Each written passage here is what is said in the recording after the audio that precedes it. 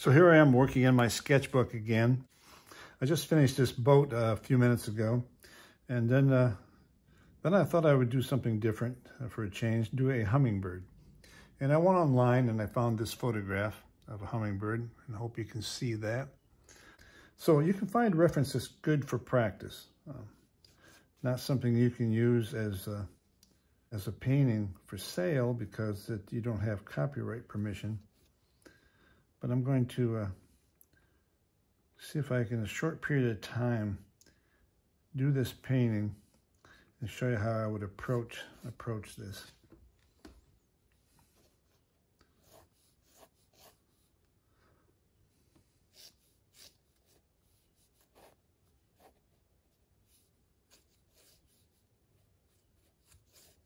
Again, it's a sketchbook, so I'm not going to get too carried away with all the little detail. So here's where I am at this point. Sketched in the head, the body. Now I'll place the wings on here.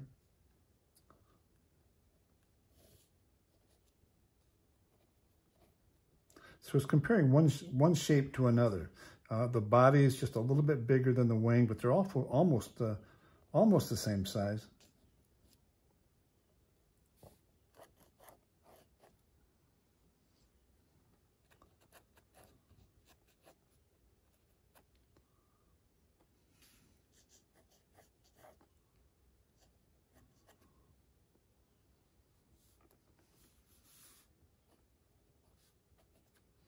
So you can see I've made several changes to try to get this wing to be the right proportion.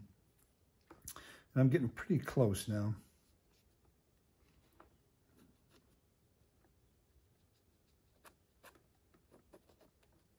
So let me just clean up a few of my pencil lines.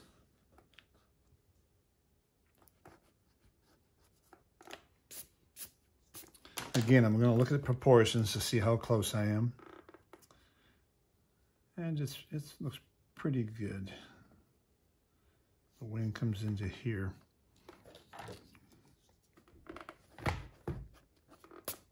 So that's a quick sketch. So I'm going to take my number 4 round brush. Just lay in some of the colors. I'm going to take some Payne's Gray. I'm going to put a little bit of burnt umber with that. Test it on my test sheet. Always have a test sheet between your painting and your palette.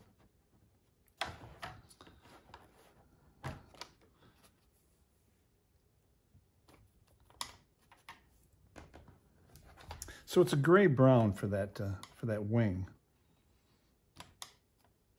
All right, so let's put that in. I may hold my brush in an awkward position every once in a while, and that's only because I'm trying to keep my arm out of the painting.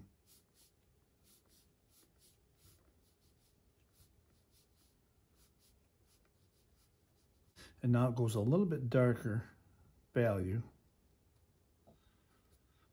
And a little more burnt umber.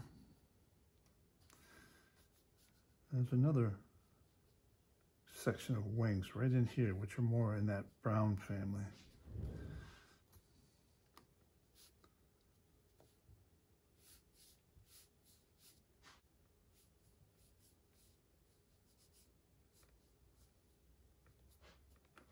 Okay, hopefully that helps. You can see that.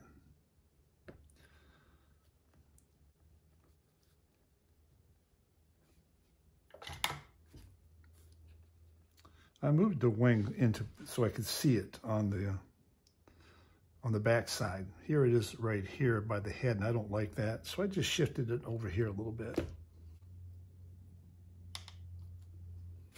I want to go a little bit darker. Looking at the reference, I can go a little bit darker in sections.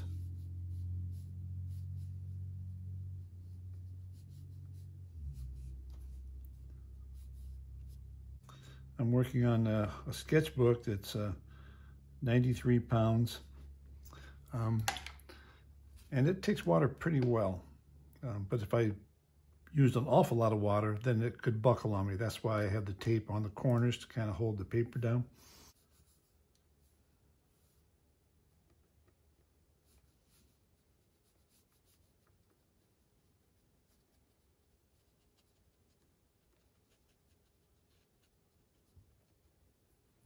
So I laid that in real quick because I don't want it to soak in where I can't move it. I want to be able to break the edges up.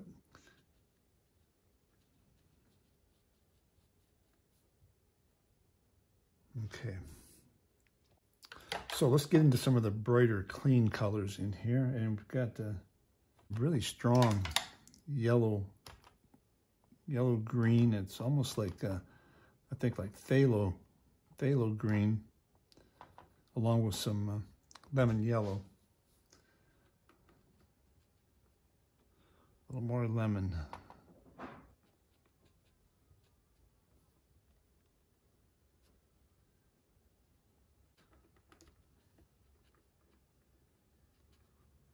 I like to put this in so they will blend together here, so we don't have too busy a shape. So if I get in here quick enough while this is still damp, then they'll join together and not give me a lot of hard edges.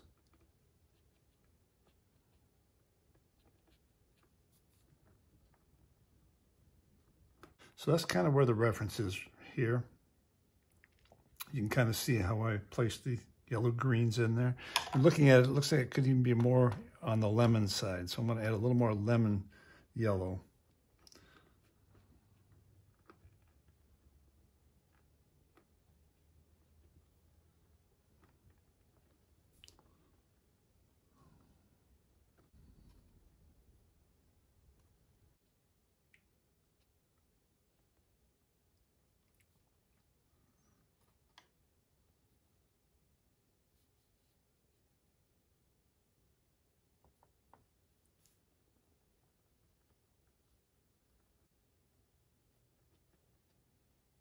So while this is still damp, I want to drop in some more burnt umber.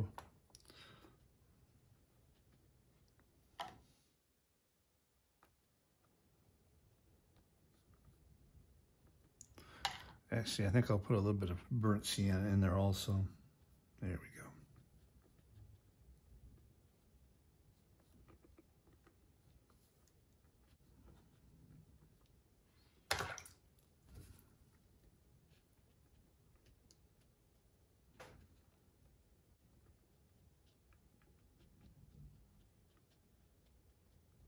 Just calming down some of those white areas. They're a little too strong.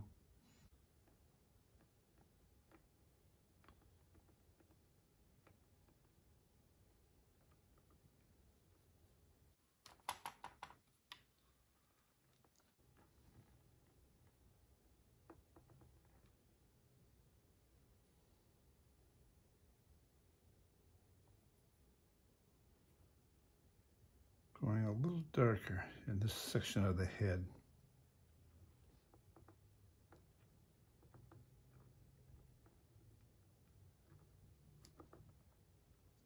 And I could switch to my script brush, which is a finer brush, and I could get more detail in here, but I think I can block this in pretty well with this number 4 round brush, except for right here around the eye. And it seems to shift back to the more of a burnt umber, a gray and burnt umber color.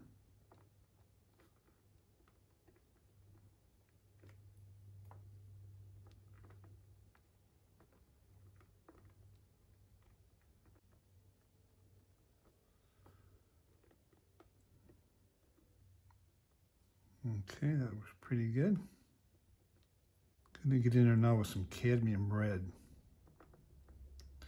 Before I get up here and bump into this green, I'm gonna keep the red cleaner and just stay down here lower.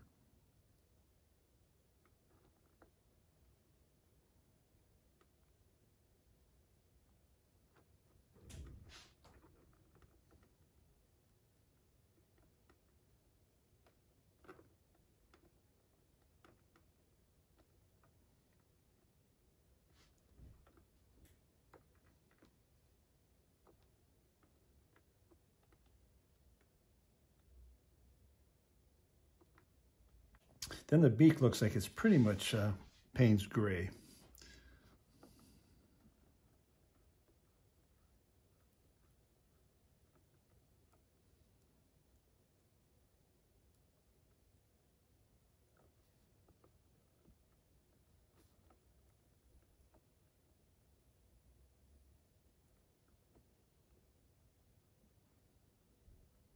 trying to keep that highlight on the beak. If I lose it, I can always go back with some titanium white and put it back in. It's a little bit lighter on the top of the beak. I'm going to fill that in, and I'm going to pull color out on the top of the beak. The eye is pure black.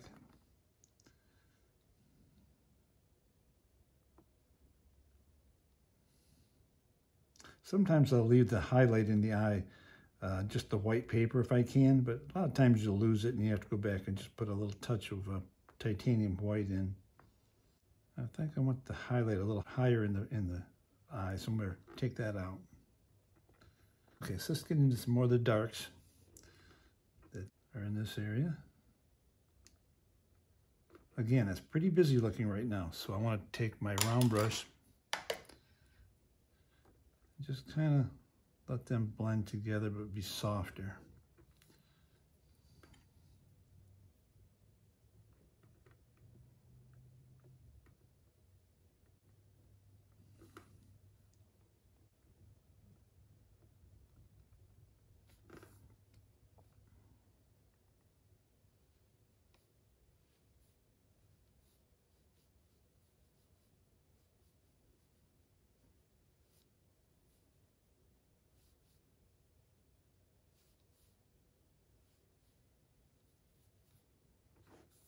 That shifts to burnt umber after I get that black in there.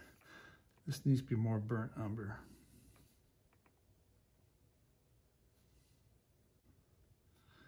And you can see a little bit of detail in here. So I've just kind of fanned out this round brush. I'm just going to make some curved strokes in here to kind of conform to the shape of the body, kind of give it a little bit of roundness.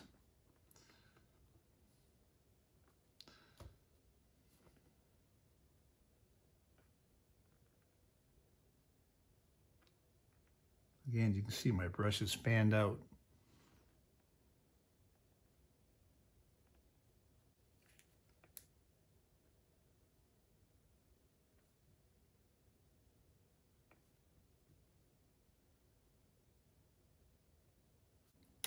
All right, going to, again, with burnt umber and a little bit of Payne's Gray. Let's get a few more of these darks in this wing.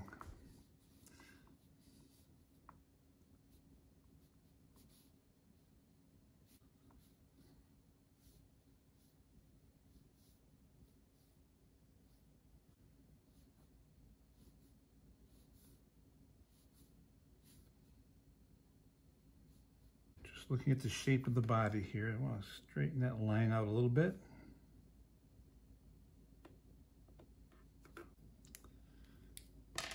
And this area is a little small, this light area, so I'm just going to use some titanium white, bring this down a little lower.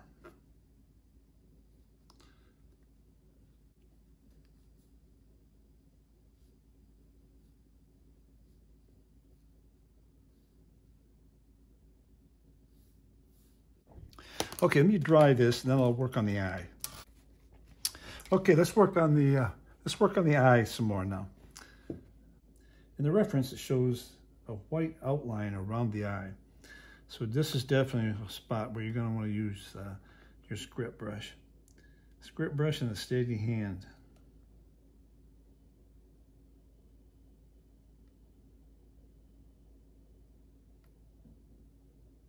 There's a little white mark right in this area. And this is a case where you may have to go back with your black and your white again until you get it where you like it, because it is pretty fine detail right here. And just brighten this highlight on the beak a little bit. I'm resting my hand on here so I can keep that curve. It's a little value here where the claws are. Okay, let's put a highlight in the eye.